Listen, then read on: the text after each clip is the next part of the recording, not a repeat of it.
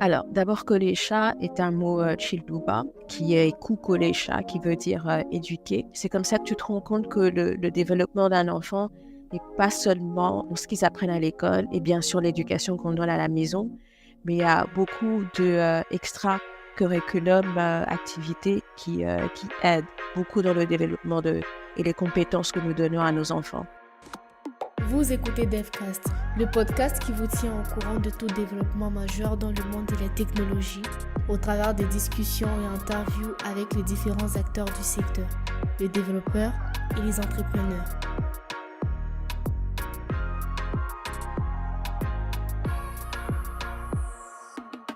Salut, c'est Bernard NG de DevCast. Bienvenue dans ce nouvel épisode où nous allons à la rencontre de Sandrine Chamala. Elle est entrepreneure et fondatrice de Kolesha, une start-up spécialisée dans l'éducation pour enfants. Avec elle, nous allons parler de son parcours, de sa passion et de ses différents projets. Nous allons revenir sur l'histoire de la création de sa start-up parce qu'il y a vraiment beaucoup de choses à apprendre. Et nous allons parler de son projet Play & Code Academy, qui est en partenariat avec la Play & Code Academy Maroc. Sandrine, grâce à sa start-up, donne des compétences en robotique aux enfants. Elle nous explique également comment la robotique peut être utilisée pour enseigner des compétences STEM aux enfants et les aider à développer leur créativité et esprit critique. Je vous laisse avec cette interview. Bonsoir Sandrine, j'espère que tu vas bien. Bonsoir Bernard, je vais très bien et merci beaucoup en tout cas pour l'invitation. Et je suis prête. Et voilà, commencer. Voilà, merci Sandrine. C'est un plaisir de t'avoir dans notre podcast. On va discuter un peu de tes activités, de tout ce que tu fais, de Kolesha, de Play & Code, etc. Mais avant d'aller plus loin, tu pourrais te présenter pour ceux qui ne te connaissent pas. Ok. Bonjour Bernard, merci pour l'invitation. C'est mon premier podcast. Moi, je suis Sandrine Chamala. Je suis la fondatrice de Kolesha. Et Kolesha est une entreprise qui évolue dans le secteur de l'éducation en RDC. Et sous Kolesha, nous avons créé une entité qui s'appelle la Play & Code RDC. Et c'est une entité qui est en partenariat avec la Play & Code RDC Maroc. Et nous nous focalisons à former les jeunes enfants de 7 à 18 ans dans les compétences, dans les nouvelles technologies. Ok, intéressant. Tu pourrais nous parler un peu de Kolesha. Comment t'es venue l'idée de créer cette entreprise et c'est quoi la vision derrière? Alors, d'abord, Kolesha est un mot Childuba qui est Kolesha, qui veut dire éduquer. J'ai 2 enfants. Je ne vais pas vous dire l'impact que être maman a eu sur moi et comment la vision de ma vie a changé. Pour tous les jours, j'ai des enfants un peu très actifs. Tous les jours, c'est maman, on veut ça, maman, on veut essayer ceci, on veut prendre telle classe comme activité après l'école.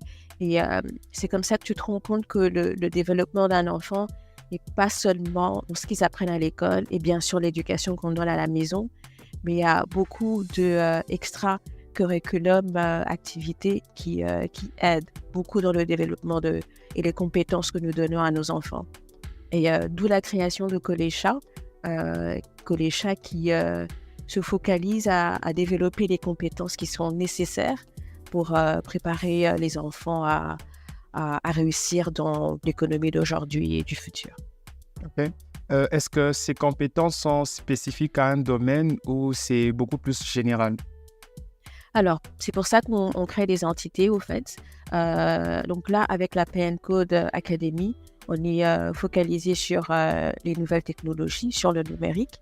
Et dans un futur proche, on créera d'autres entités qui seront focalisées pour des compétences bien spécifiques. Ok, très bien. Et ça fait combien de temps que tu as créé Kolesha et comment ça évolue aujourd'hui? Ok, ça fait 2 ans.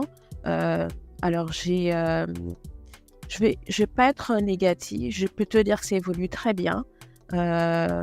Vu un peu les difficultés qu'on a quand on implante une entreprise chez nous en RDC, je dirais que ça évolue vraiment bien. On a des partenaires qui croient en nous, qui ont commencé à croire en nous.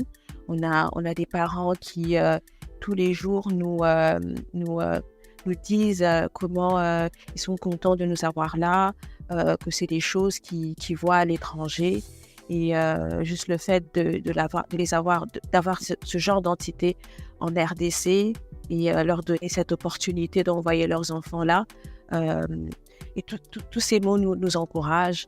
On a des, comme je disais, on a des écoles, on a des écoles partenaires, on a des parents. On a aussi des entités comme vous, Bernard, quand tu nous contactes pour vouloir avoir une conversation avec nous. Ça veut dire que quelque part, ce que nous faisons avance bien et qu'on gagne un peu la visibilité et que les gens entendent et parlent de nous en positif sûrement. Ok, ouais. Alors, juste avant de continuer, moi, la question que je me pose là, c'est comment tu fais pour gérer Kolecha et Play and Code tout en étant à distance? Comment ça se passe au quotidien, le management de l'entreprise? Ok. Alors, ce n'était pas prévu c'était pas prévu que ça se passe de cette façon.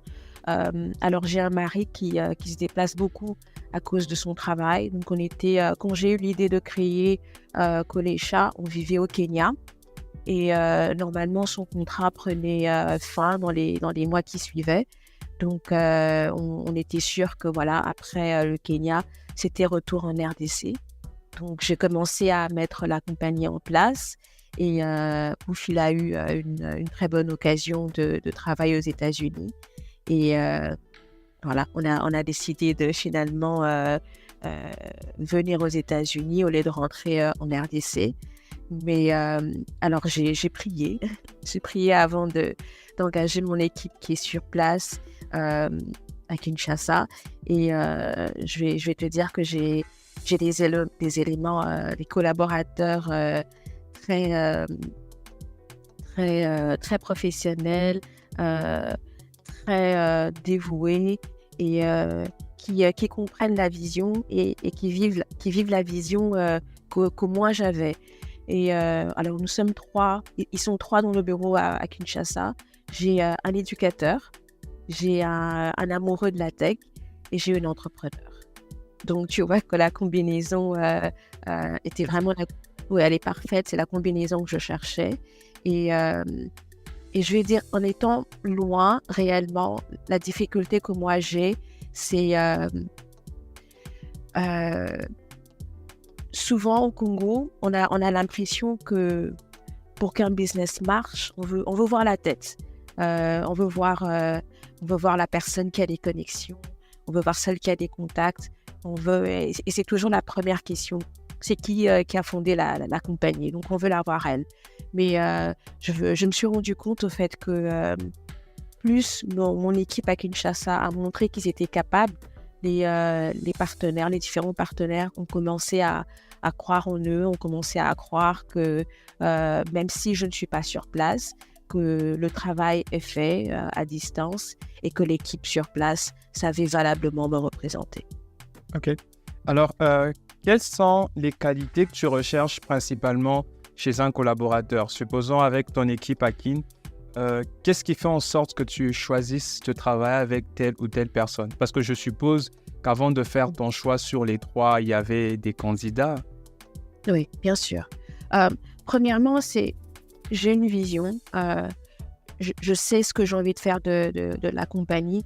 Je sais où j'aimerais que la compagnie aille. Est-ce que tu comprends ma vision? Est-ce que tu adhères à ma vision?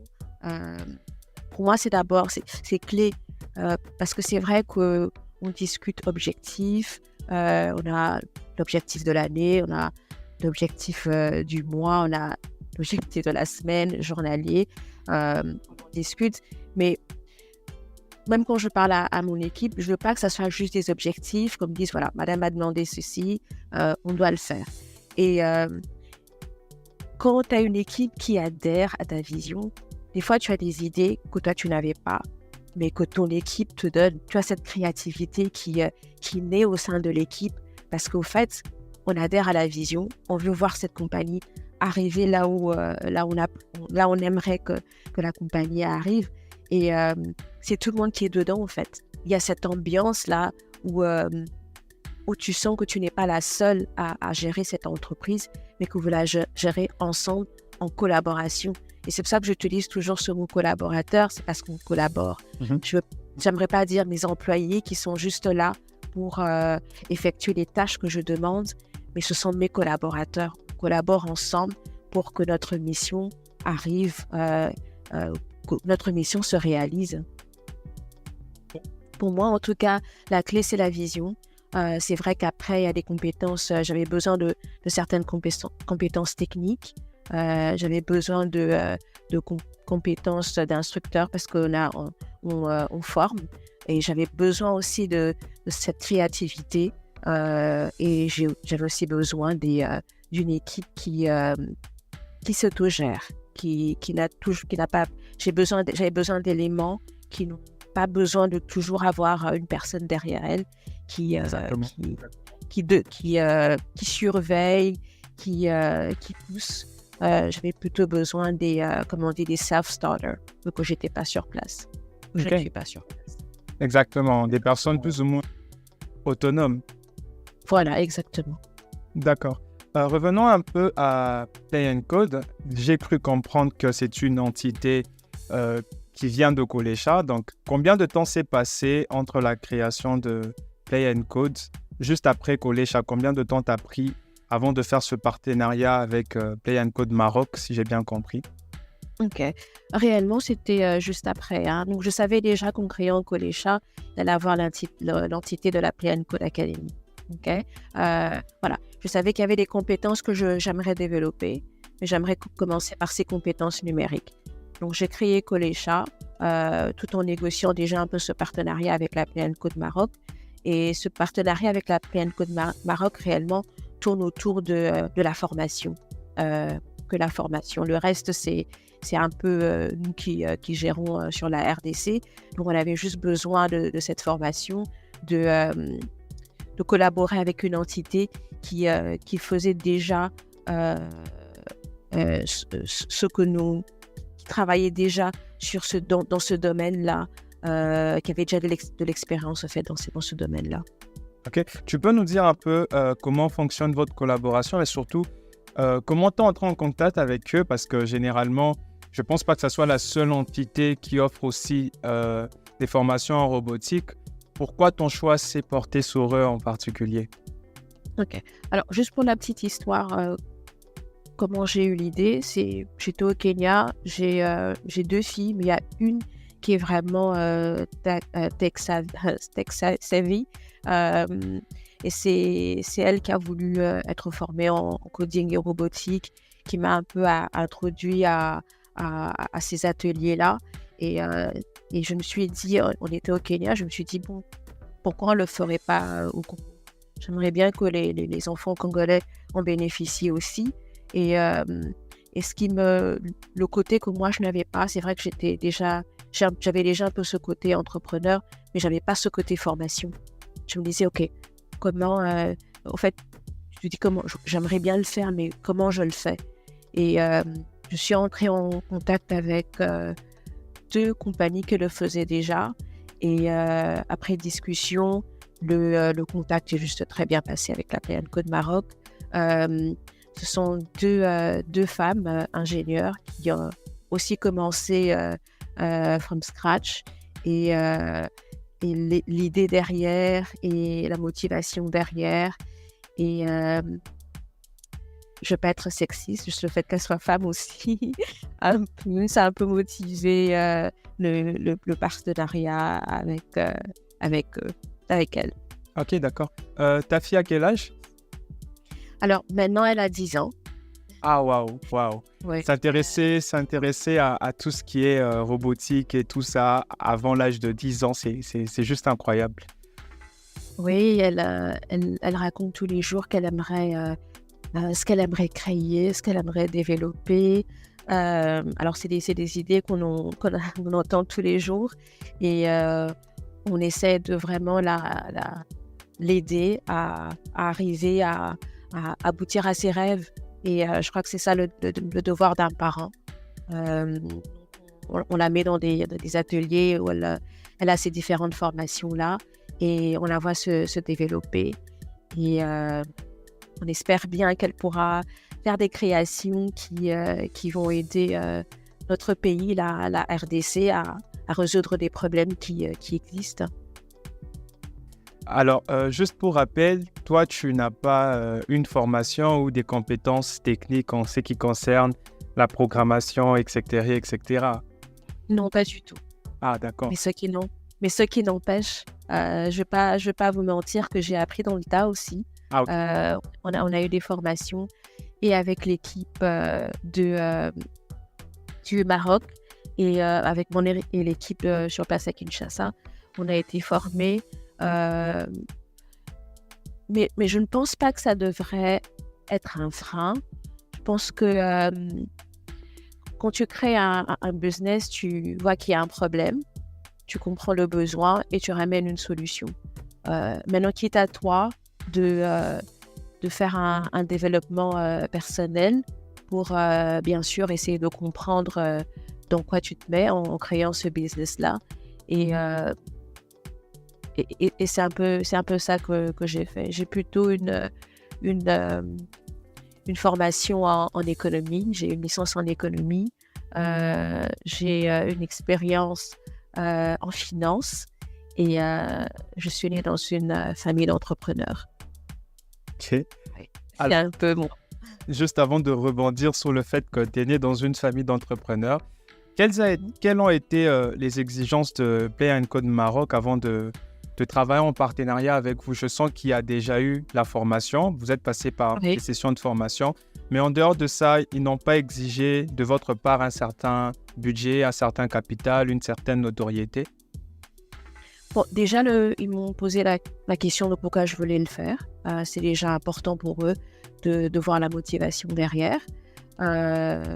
Aussi, bien sûr, qu'il faut déjà avoir un capital pour qu'on voit le sérieux que vous avez à commencer cette entreprise. Et il y avait aussi le fait que j'étais aussi déjà un peu entrepreneur avant. Donc, ils avaient compris que je savais gérer une compagnie. Oui, je pense que c'était tous les points. La formation pour eux n'était pas, c'était pas numéro 1 sur la liste. Sur la liste, c'était plutôt le pourquoi je voulais le faire, la mission que j'avais. Et puis, bien sûr, j'étais prêt à faire cet investissement-là financier. Et après, la formation est venue en troisième lieu.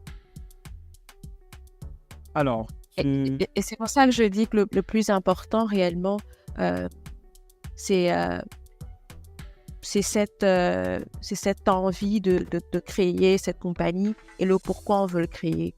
Et après, tu te dis, voilà, pour bien réaliser mon projet, j'ai besoin de me former en ça, et c'est comme ça que tu avances bien. Exactement. Donc, en fait, on se fixe un objectif et on s'adapte en fonction de cet objectif-là. Oui, mais avant même l'objectif, il faut qu'il y ait quelque chose en toi qui te pousse tous les jours, en fait, à te réveiller le matin. Et j'appellerais pas ça objectif. C'est plutôt... c'est même pas une vision. Le mot ne me vient pas à l'esprit, mais il y a juste cette raison de vivre. Oui, en fait, c'est quoi que tu veux pour toi-même? Tu veux... c'est comme moi, par exemple, je dirais, c'est vrai que ça a changé au fil du temps, mais je me dis, voilà, et je dis ça à mes enfants souvent, je dis, quand je partirai de ce monde, j'aimerais, voilà, je leur dis souvent, je dis, bon, le jour de mon deuil, vous allez voir qu'il y aura beaucoup d'enfants qui vont venir parce qu'ils auront une histoire à raconter. Ils vont dire, voilà, l'impact de ce que j'ai mis en place, comment ça a changé leur vie positivement. En fait, j'aimerais avoir cet effet-là sur les enfants, en fait, cet effet positif, cet impact, au fait. Ok, très intéressant. Alors, l'une des choses qui est très importante lorsqu'on veut aussi avoir de l'impact, c'est par exemple ce que moi je fais, c'est créer une communauté autour de ce que l'on fait. Avec Play & Code, est-ce que vous avez mis en place une sorte de communauté où vous pouvez, être ouvert à toutes ces personnes qui voudraient aussi, d'une manière ou d'une autre, participer à la vision? Est-ce que tu peux m'expliquer un peu plus ce que tu veux dire par communauté? Alors, ce que je veux dire par communauté, c'est par exemple, moi, je suis développeur logiciel et on a une communauté d'autres personnes qui font le développement logiciel. Et l'idée, c'est que ensemble, on peut avoir un objectif commun pour arriver à réaliser quelque chose de grand. Donc, par exemple, c'est que moi, je vois comme une communauté avec Kolecha. Est-ce que Kolecha ou encore Play and Code travaillent en synergie avec les entreprises en RDC qui sont dans le même domaine? Ok. Alors, dans le même domaine, j'ai discuté avec une personne qui l'a fait avant nous, mais malheureusement, quand il a quitté Kinshasa, son projet n'a pas continué. À part lui, réellement, c'est vrai que je parle... La plupart des gens que je rencontre, c'est plutôt la formation qui est tournée vers les adultes. Mais je pense que de plus en plus, les gens vont se rendre compte qu'il faut travailler sur la base aussi, c'est très très important. Et là, ce sont les enfants. Communauté en soi, bon, je parle souvent aux profs des écoles, il y en a qui sont déjà formés sur Scratch, donc qui est la programmation pour enfants, qui est un outil de programmation pour enfants. Réellement, on n'a pas de communauté, mais merci, je pense qu'on devrait en créer. Merci pour l'idée. Je pense que c'est important d'en créer, mais il faut aussi comprendre que c'est un domaine, comment je me suis lancée. Comme je vous ai dit, il y avait une personne qui le faisait bien avant, mais qui avait arrêté. C'est vraiment plus en évoluant que je me rends compte qu'il y a peut-être une personne qui le fait pendant les grandes vacances, et peut-être qu'il n'est pas vraiment une structure établie. De plus en plus, je vois les gens qui le font. Et bien sûr, je pense que on créera une communauté, ça c'est sûr. Moi, je suis toujours prête à discuter et à apprendre des autres.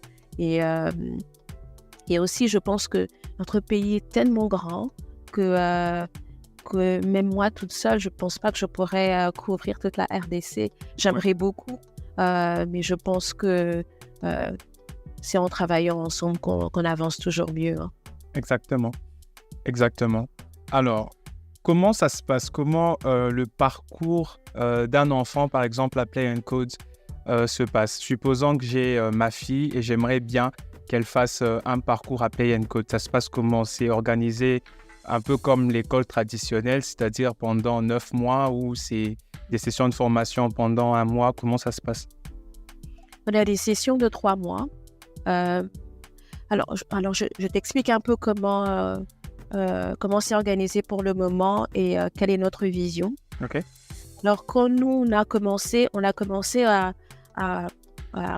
proposer des ateliers au niveau de notre centre. Donc, notre centre est dans la communauté de Silikin, à Kinshasa. Et là, on propose différents ateliers. On propose des ateliers en programmation, qui est en coding. Donc, on propose Scratch pour les juniors et Python pour les seniors. Et on propose aussi Dev Web pour les seniors. Et on a aussi des ateliers en robotique, juniors et seniors aussi. Alors, quand nous, on a commencé d'abord par lancer des ateliers mensuels. Donc, il y avait les parents qui venaient, inscrivaient les enfants. Donc, nous, on a des leçons une fois par semaine. L'enfant a une leçon une fois dans la semaine. Donc, ça fait 4 leçons le mois. Après, on a vu que les parents s'intéressaient. On est allé à des sessions de 3 mois. Okay, donc, on fait des sessions de 3 mois pendant toute l'année scolaire. Et puis, on a des stages de vacances pendant les vacances scolaires. Donc là, on aura bientôt des stages de vacances qui vont commencer au mois de juillet, donc pour juillet et août. Et chaque fois qu'il y a des vacances scolaires, on propose aussi des stages de vacances. Et en fait, notre but, c'est vrai qu'on a un centre, mais réellement, le centre est organisé pour que les écoles qui ne travaillent pas en partenariat avec nous, que les enfants aient toujours cette opportunité de venir se former dans notre centre.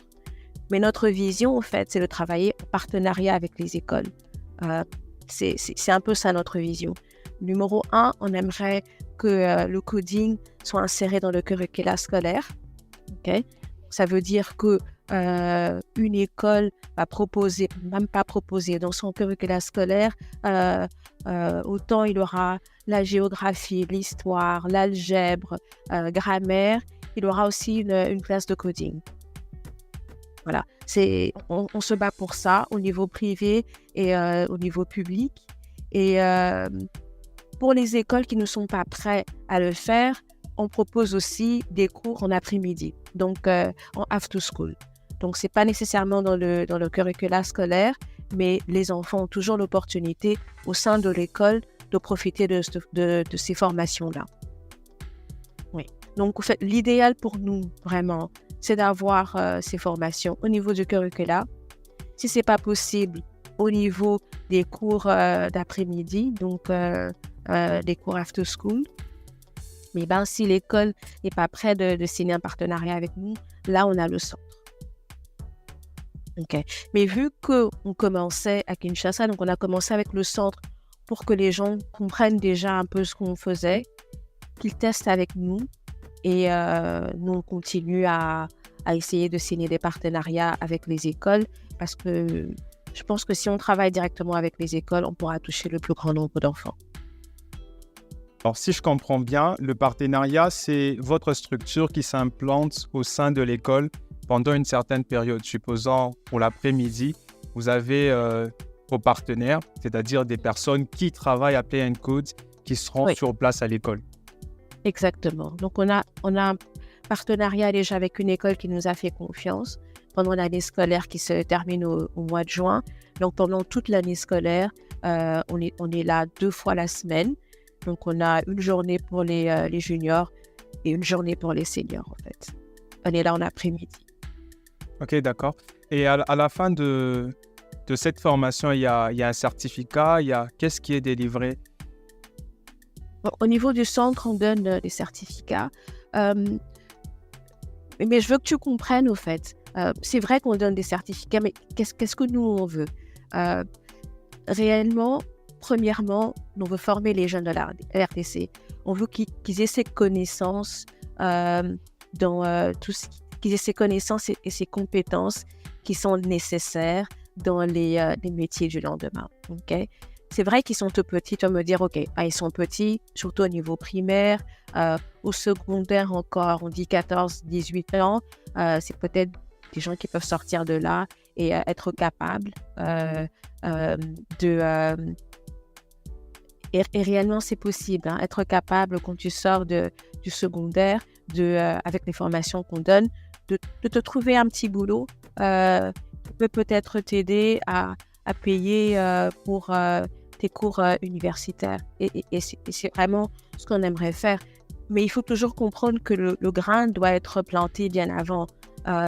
Il faut, c'est comme les maths, on commence avec un niveau un peu plus soft au niveau primaire et on fonce quand on est au niveau secondaire. C'est exactement ça avec les formations que nous avons. Et au départ, les parents ne comprenaient pas. Ils se disaient, mais et c'est un peu, c'est normal au fait. On se dit, voilà, on parle de programmation, on parle de robotique. On a toujours l'impression que ce sont des sujets adultes, que c'est dur. Est-ce que mon enfant, vous me parlez d'un enfant de 8 ans là, est-ce qu'il pourra mais au fur et à mesure, ils ont compris un peu, après les explications et après les journées découvertes, comment on avançait petit à petit avec ces compétences-là et comment les enfants arrivaient à bien s'adapter, que cette crainte-là et que cette peur qu'on a en tant que parents, c'est nous les parents en fait qui l'avons. Un enfant, quand tu mets dedans, tu es fasciné au fait par ce que les enfants font, parce que eux ils absorbent facilement et ils sont prêts à rêver au fait. Nous en tant qu'adultes, on se met des freins, mais un enfant il apprend, il a ses compétences, il dit mais je peux faire ça, il dit mais je pourrais faire ça avec ça, et c'est ça qu'on veut créer. On veut créer au fait cette génération là qui a déjà en elle ces compétences Et au fur et à mesure où on avance, on va créer ces élites qui un jour vont créer des robots ou des solutions à des problèmes qui existent dans nos communautés. Et c'est un peu ça le end goal. On ne va pas attendre qu'une personne vienne des États-Unis ou de la France venir nous dire, écoutez, moi je peux bien vous créer ça pour gérer tel problème. Et ça, c'est s'il connaît même les problèmes qu'on a au niveau de nos communautés.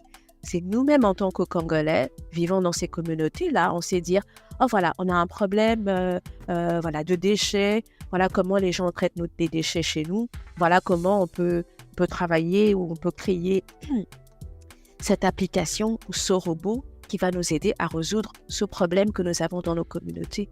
C'est un peu ça. Donc on met la graine chez les petits, on avance avec eux, on donne ses compétences et on espère qu'avec ces compétences-là, déjà un enfant qui sort du secondaire n'aura plus peur, ne sera pas effrayé de poursuivre certaines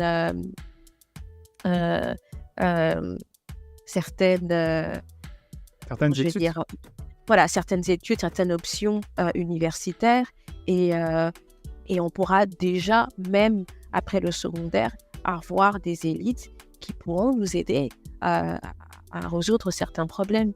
Exactement.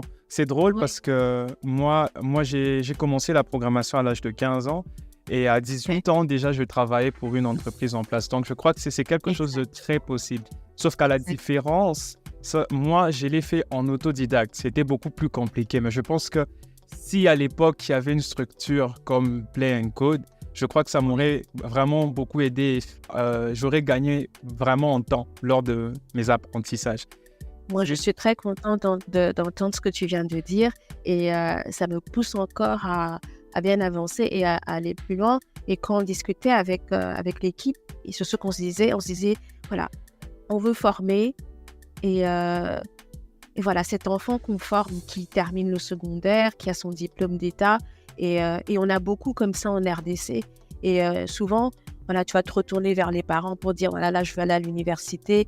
Est-ce que les parents ont les moyens pour me payer cette université-là? Et on le voit beaucoup, beaucoup, beaucoup en dehors de la RDC, ces enfants qui vont à l'université et qui travaillent en même temps. Et c'est comme ça qu'on va aussi un peu diminuer ce taux d'enfants qui juste arrêtent les études parce qu'ils n'ont pas les moyens. Si vous leur donnez un moyen, c'est vrai que c'est difficile, mais voilà, ces enfants ont besoin d'abord des moyens pour aller à l'université. S'il a ces moyens-là, ok, et il a cet amour pour les études, il va le faire. Voilà, et nous, on peut aider déjà un enfant qui sort du secondaire à, voilà, il peut même devenir un dev web pendant ses temps libres, en soirée et en journée, il est à l'université. Et au moins, il a son argent de poche qui l'aide à payer pour son syllabus, à payer pour ses études. Et là, il continue à avancer dans peut-être un chemin qu'il veut se créer, peut-être dans le domaine de l'ingénierat. Et il va finir ses études et il va nous créer de grandes choses. Et il va aider à la RDC d'avoir une place dans toutes ces avancées technologiques dans le monde que nous voyons tous les jours. Exact. Tu sais, je m'identifie tellement à ce que tu dis. Et je sens qu'il y a plusieurs personnes en fait, qui écoutent notre podcast qui pourront s'identifier à ça et soutenir aussi cette vision-là.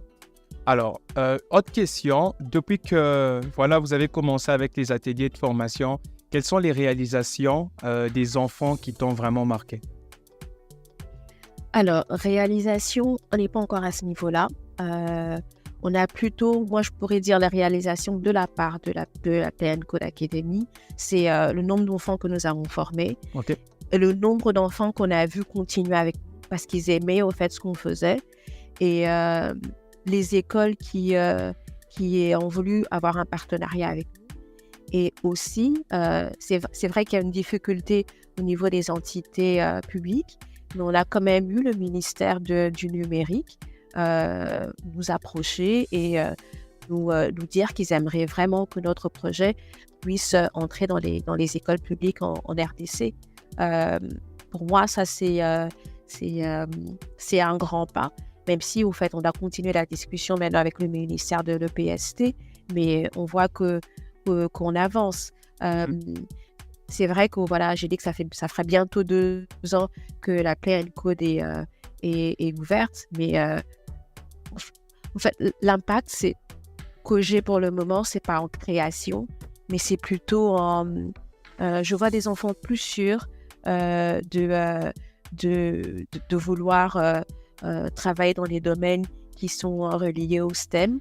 Je vois des parents plus confiants en nous et je vois des écoles partenaires prêts à travailler avec nous. Et je vois des entités publiques aussi prêtes à changer un peu le curriculum scolaire actuel. Exact.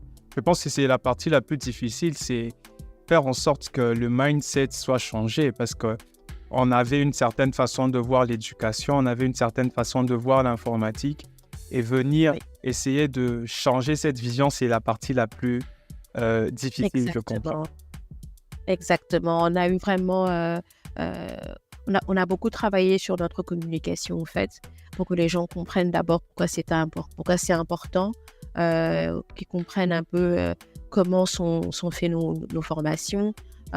C'était beaucoup de communication et on continue à communiquer et on va les avancer. Okay. C'est encourageant. Ok, d'accord. Alors, on chute déjà. La deuxième partie de notre interview, c'était que tu nous parles un peu de ton parcours et précisément ton parcours en tant qu'entrepreneur. La toute première question que je te pose, c'est quelles sont les erreurs que tu reconnais avoir commises et surtout, qu'est-ce que tu as appris de ces erreurs-là en tant qu'entrepreneur? Ok. Alors, j'ai commencé l'entrepreneuriat quand j'ai fini l'université. Je suis rentrée à Kinshasa et j'ai commencé une entreprise qui s'appelle R2Jeux, qui tourne autour du divertissement des enfants. Donc, je faisais la location de tout ce qui est matériel de jeux, donc des gonflables, chaises. On organise un événement pour enfants. Et en y pensant réellement, j'ai compris en faisant mon premier business que c'était quelque chose qui était en moi, en fait. J'ai vu mon père qui est entrepreneur. Je l'ai vu travailler nuit et jour pour arriver à mettre en place une grande compagnie. Ma grand-mère qui vendait des jouets au marché. C'est quelque chose qui est en moi et j'ai l'impression, en fait, qu'en étant entrepreneur, je m'exprime, en fait. J'ai travaillé, c'est vrai, pour plusieurs compagnies. J'ai travaillé dans le secteur bancaire, le secteur bancaire aux États-Unis et puis à Kinshasa. J'ai travaillé dans le secteur minier à Kinshasa aussi. C'est vrai que tu exerces un peu ce que tu as... tu exerces. C'est un peu une suite logique que j'avais peut-être en grandissant. Tu termines tes études, tu commences à travailler. Mais pour moi, en tout cas, l'entrepreneuriat, c'est un moyen pour moi de m'exprimer et de faire de grandes choses, d'avoir un impact au niveau de la société, un impact positif sur des personnes. Je ne sais pas si ça répond à ta question. Ouais, je vois, je comprends ce que tu veux dire, mais j'aimerais bien que tu nous dises clairement prenons une ou deux des erreurs que tu as commises dans ce parcours entrepreneurial. Donc, vraiment une erreur et ce que tu as appris. L'idée, c'est que je voudrais que les personnes qui nous écoutent s'identifient à ce que tu as fait pour qu'ils évitent de faire la même chose, tu vois. Ok. Une leçon, peut-être? Oui, en fait, j'appellerais pas ça erreur. En fait, quand on commence un business en RDC, souvent on te demande de faire, même pas en RDC, mais partout ailleurs, avant de commencer un business, tu as besoin de faire un business plan qui vraiment clairement identifie ta vision, ta mission, comment voilà, tes différents, le segment que tu vas, voilà, le problème, la solution que tu amènes, le segment qui va te générer du revenu. En fait, tu dois utiliser beaucoup de données qui existent déjà normalement pour que tu sois capable de définir, voilà, ma première année, je pourrais atteindre tel pourcentage de ces segments pour avoir tel revenu. Okay? Mais je trouve, j'appellerais ça peut-être erreur, je trouve qu'en RDC, il y a beaucoup de zones d'ombre, en fait, quand on prépare son business plan. Pour moi, pour mon business plan, c'est vrai que j'ai tablé sur les écoles, le nombre d'élèves et tout ça. C'est bien bon, tu peux tabler sur tout ça, mais il y a d'autres facteurs, au fait, qui entrent en compte. Des fois, des facteurs que tu connais, et il y en a d'autres que tu ne connais pas. Okay? C'est vrai que, voilà, en finance, on te demande toujours de prévoir, mais des fois, chez nous, c'est difficile de prévoir. Alors, souvent, on se lance. On se lance parce qu'on se dit, voilà, ça va marcher.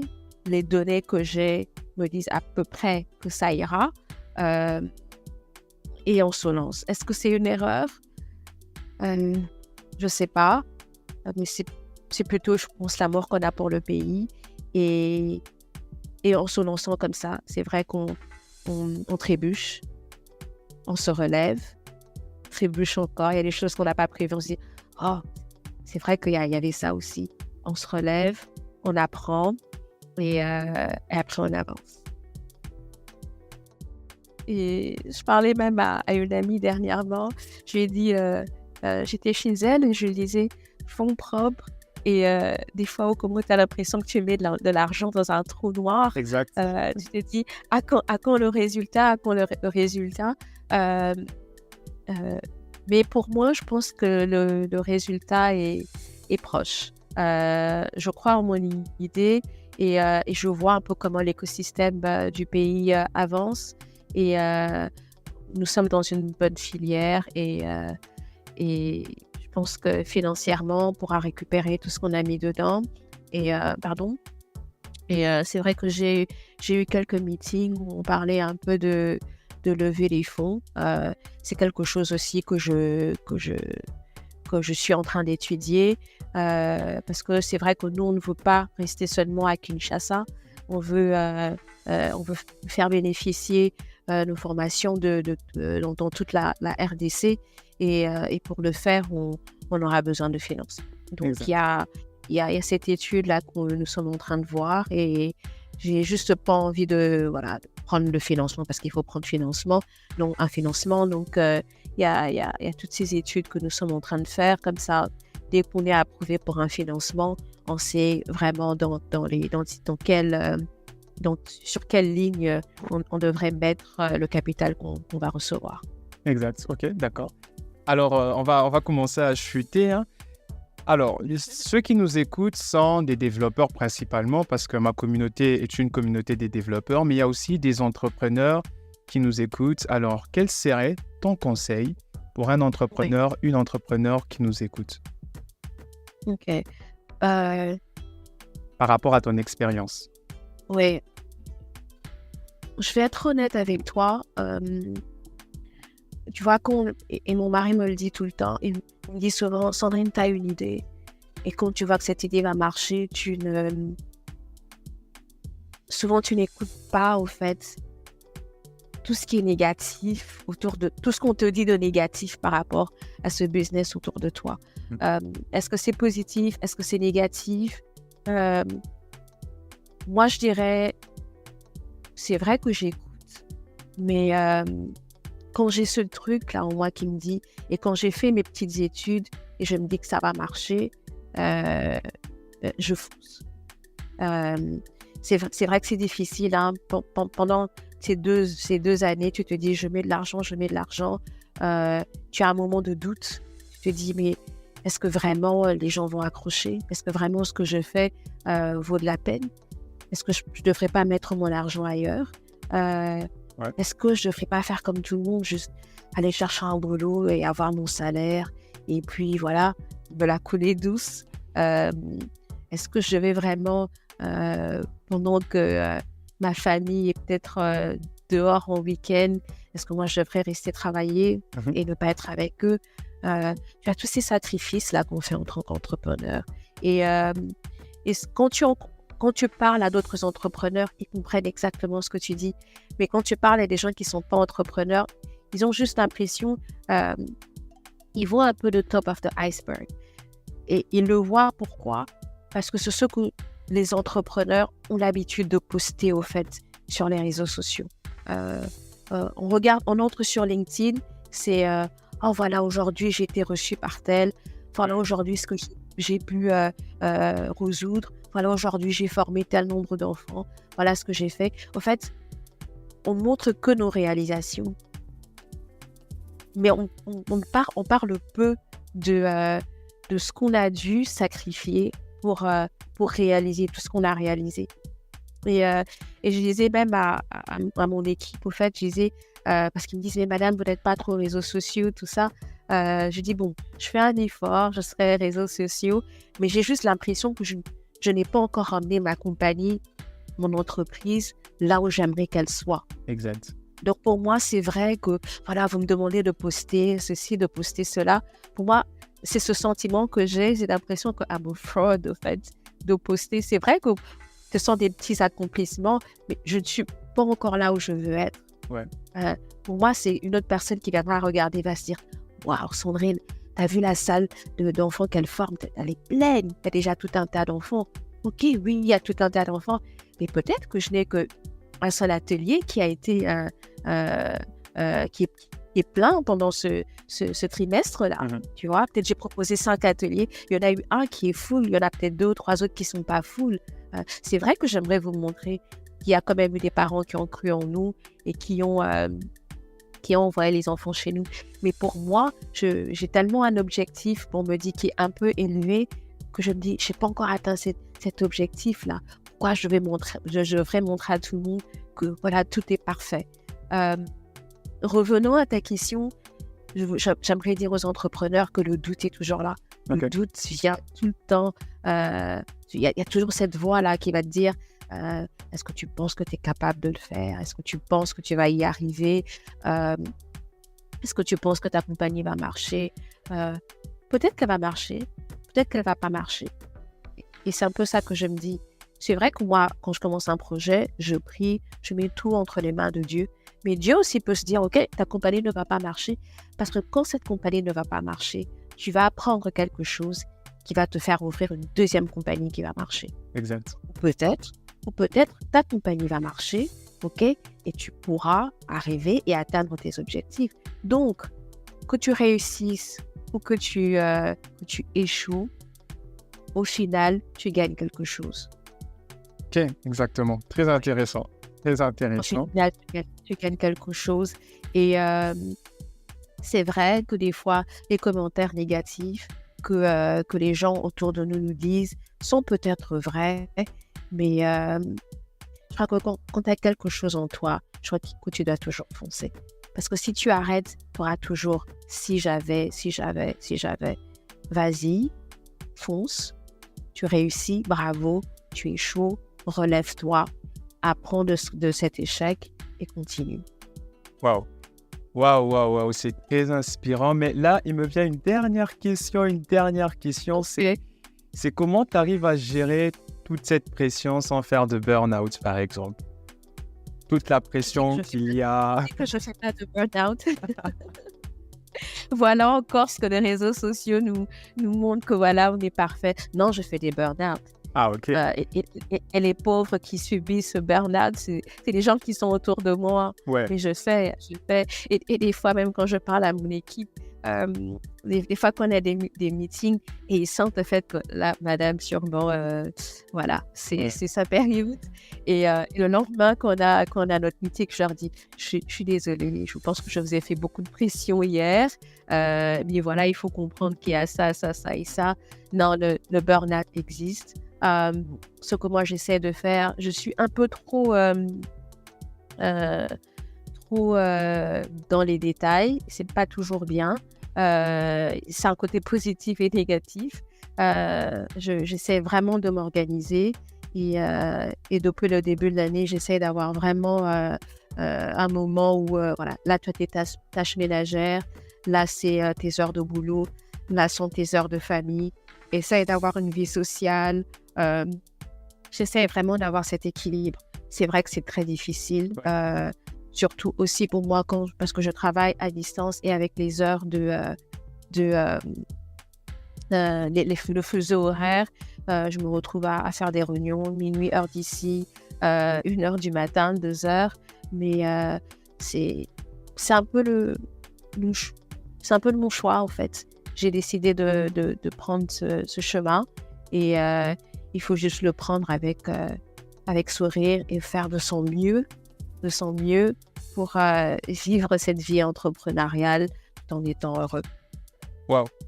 Ok, bon, il y a encore des questions qui me viennent, sinon ça va jamais en finir. J'espère peut-être t'avoir pour un deuxième épisode, pourquoi pas. Mais je ferais bien. Pourquoi pas. C'était vraiment un honneur de t'avoir dans ce podcast. Merci déjà pour ton temps. Je ne sais pas si tu aurais un mot de fin par rapport à Play & Code, un message à passer à la communauté. Merci Bernard, à toi en tout cas d'avoir pensé à nous et de cette idée d'avoir créé ce podcast. Je pense que beaucoup d'entrepreneurs ont des messages à faire passer et des fois on n'a juste pas la plateforme pour. Et merci de nous donner cette plateforme-là. Le message que moi j'aimerais faire passer, c'est un peu de se dire en tant qu'être humain quelle est notre part de responsabilité dans ce monde. C'est vrai que chez nous en RDC, on se plaint très souvent de nos dirigeants, de la façon dont notre pays est géré, mais des fois ces plaintes ont un sens, mais je pense que chacun de nous devons avoir aussi nos chantiers. C'est vrai qu'un président de la République, quand il arrive, il a ses chantiers, il dit voilà, moi c'est l'éducation, moi c'est la santé, moi c'est ceci. Mais je crois qu'en tant que Congolais, nous devons aussi chacun d'entre nous devrait avoir un chantier pour participer au développement de ce pays. Et ne pas toujours laisser ce pouvoir-là. C'est vrai qu'ils ont un grand pouvoir aux dirigeants, mais juste au niveau de nos communautés, au niveau des business concrets, des entreprises concrètes, au niveau aussi des rôles qu'on a au sein des compagnies, on doit comprendre aussi qu'on doit mettre la main dans la pâte et qu'on doit tout faire pour que notre pays arrive à ce développement que nous cherchons tous. Ok. Merci Sandrine, c'était un épisode incroyable. Merci Bernard. Merci, tu l'as appelé incroyable. Moi, je dirais plutôt que j'ai dit ce que j'avais dans le cœur. C'était plutôt moi étant honnête. Alors que je suis plutôt quelqu'un de très introverti, mais tu as su me rendre vraiment à l'aise et j'ai pu être ouverte et j'ai pu bien m'exprimer. Très content pour une première expérience. Je pense que tu ne vas pas l'oublier celle-là. Non, pas du tout. Et mes filles ont hâte d'écouter ce podcast. Et comme je te l'ai dit tout à l'heure, elles ont l'impression que voilà, maman est une star. Donc, merci d'avoir fait de moi une star. Pas de souci. DevCast est d'abord une communauté des passionnés de la tech, débutants comme professionnels qui se connectent pour apprendre et partager afin de progresser dans leur carrière. Rejoins-nous dès aujourd'hui pour ne manquer aucune de nos activités tech. Rendez-vous sur t.me/devcast. Merci d'avoir écouté cet épisode de DevCast. Nous espérons qu'il vous a plu.